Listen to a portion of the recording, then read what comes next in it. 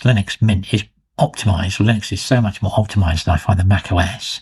If you notice when you buy a Mac, every single operating system upgrade, your machine feels slower than it did before. It doesn't happen quite so much with the M-class computers, the silicon.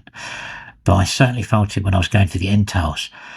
Every single one, it'd start to grind. And also, if you look at the size of the package you're installing, they get bigger and bigger and bigger. It's just going to validate the drive.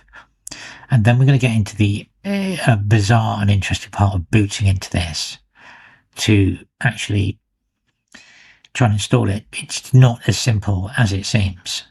I had a lot of problems with this. It's just crazy what it decides to do, even with booting and even with doing it all. So I'll start off before we jump into the installation that you need to go in, Control R or Command R, and switch off all the security to allow it to be booted by an external device. Okay, that's done. So that, by the way, that USB flashed.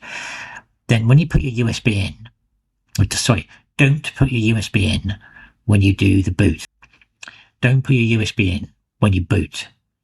So you're not seeing it here. So when you boot up, basically make sure you've got a wired keyboard and also have a connection to the internet. Comes up, goes to this weird recovery mode. Now what happens next is, I haven't videoed it, it goes all the way through this, comes up and it says your startup disk needs an update. So remember, you have to be connected to the internet wire.